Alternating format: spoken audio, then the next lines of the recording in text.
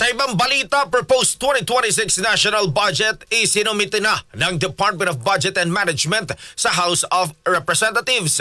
Kasama mo sa balita si Radyoman Grace Mariano. RMN Live Report! Naisumite na nga ng Department of Budget and Management sa House of Representatives ang 2026 proposed national budget na nagkakahalaga ng 6.793 trillion pesos o katumbas ng 22% ng gross domestic product. Mas mataas ito ng 7.4% kumpara sa 2025 national budget na nagkakahalaga ng 6.326 trillion pesos.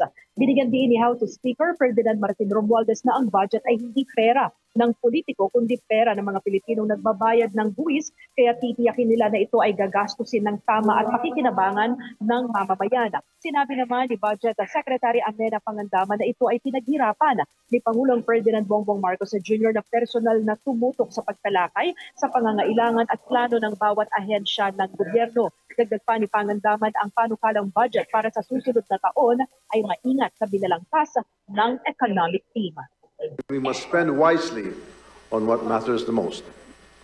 Bawat piso may pinaglalaanan, bawat gastusin dapat may pakinabang sa tao. Ang pambansang budget ay hindi pag-aari ng mga politiko. Ito ay pera ng bawat Pilipinong nagbabayad ng buwis. Pinaghirapan po ito ng ating mahal na Pangulo, who personally sat down with each agency, not just once but several times, asking their concerns, their needs, and planning with them how we can make our agenda for prosperity truly felt by the Filipino people.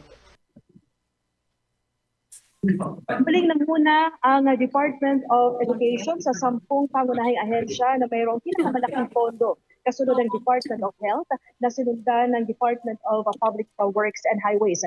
Inanunsyo din ni Secretary Pangandaman na sa unang pagkakataon ang budget allocation para sa sektor ng edukasyon ay sumunod sa itinatakda ng UNESCO Education 2030 Framework kung saan ang pondong inilaan o ilalaan ay katumbas ng 4 hanggang 6% ng GDP. Kasama mo sa DZXL, RMN Manila, Radyoman Grace Mariano, Tatak RMN.